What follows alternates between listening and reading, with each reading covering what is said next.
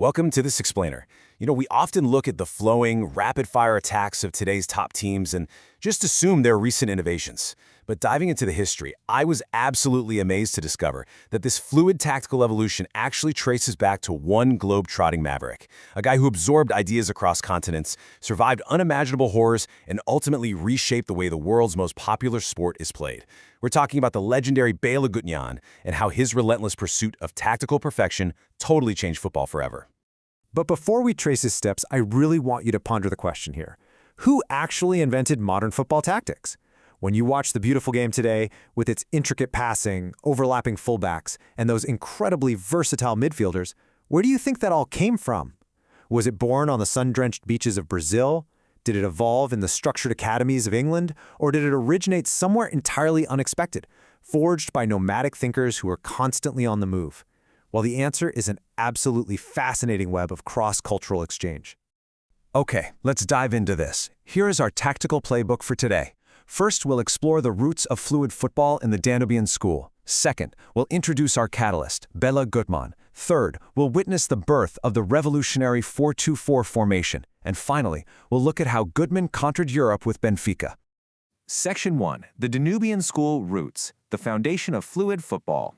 To really grasp this revolution, we have to look back at the rigid, highly structured English formations that dominated the early 20th century. Players had strictly defined jobs, and they rarely deviated from them. It was, well, almost mechanical, and that severely limited any creativity on the pitch. But in the 1920s and 30s, a totally new philosophy was brewing over in Central Europe, the Danubian School. Practiced by Austrian, Czechoslovakian, and Hungarian teams, this approach relied on short passing, individual skill, and possession-based movement. And ironically enough, this Central European revolution was heavily influenced by a visiting English coach named Jimmy Hogan. Hogan traveled all over, Austria, Switzerland, Hungary, Germany, teaching this early prototype of total football. It was a skill-oriented strategy that prioritized constant movement and passing over strict positional discipline. Meanwhile, the English game had developed its own standard to counter offside law changes, which was Herbert Chapman's famous WM formation at Arsenal. By dropping a center half back to mark the striker, it achieved a 3-2-2-3 balance. And honestly, it was wildly successful. By the late 1930s, most English clubs had adopted it. But as you can probably guess, it was incredibly stiff. It was like a giant puzzle. Players were practically locked into these rigid zones, leaving very little room for fluidity or improvisation. So the stage was perfectly set for a major disruption. Section 2. Enter Béla Guttmann, the catalyst for a tactical revolution. This brings us to a truly remarkable figure, Béla Guttmann. He was a Jewish-Hungarian midfielder who survived a Nazi labor camp to become a visionary coach after World War II. Alongside peers like Martin Bukovi and Gustav Sebes, they formed this radical triumvirate of Hungarian coaches. They looked at that rigid, mechanical game and realized that versatility was absolutely the future. Bukovi brilliantly took that rigid English WM formation and literally turned it upside down.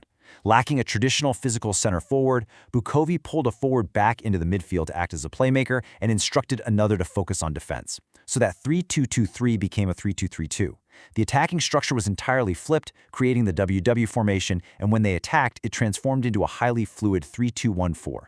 This flexibility was the crucial genetic link between the rigid past and the dynamic future we see today. Section 3. Birth of the 4-2-4, taking the tactical theory global. Now, while his peers were applying these theories to the famous Hungarian Golden Team, Guttmann took them on the road. The guy was notoriously restless. He actually firmly believed a coach's impact faded after just a few seasons, so he essentially lived out of his suitcase. Just look at this timeline. The sheer pace of his movement is staggering. In 1953, he's managing AC Milan in Italy. By 1957, he's crossed the Atlantic to take over Sao Paulo in Brazil, winning the state championship. A year later, in 1958, he bounces back to Europe to manage Porto, where he immediately wins the Portuguese championship. And then, in 1959, he jumped ship to Porto's fierce rivals, Benfica. It was this frantic, relentless journey, and specifically his crucial stop in Brazil in 1957, that finalized his absolute tactical masterpiece. Brazil is where the magic truly happened. Working alongside Brazilian national coach Flávio Costa, who was developing some very similar ideas at the time, Guttmann merged the highly structured Hungarian tactical theory with that legendary Brazilian flair. And together, they helped solidify the revolutionary 4-2-4 formation. It was a real game changer. A beautiful butterfly effect, right? Central European theory combining with South American improvisation to create something entirely new and devastatingly effective. Now, what's really interesting about this slide is why the 4-2-4 changed everything. It didn't just change the numbers on a chalkboard, it fundamentally solved the stiffness of previous eras by demanding incredible fitness and technical skill. With 4 defenders and 4 forwards, those 2 central midfielders had to perform some really heavy double duty. It essentially meant the team had 6 defending players when they lost the ball and 6 attacking players when they won it back. The defenders played closer together, cooperating effectively to build a stronger defense, which in turn launched an even stronger attack. It demanded unprecedented versatility from absolutely everyone on the pitch. Section 4. Conquering Europe with Benfica, the ultimate legacy of the 4-2-4.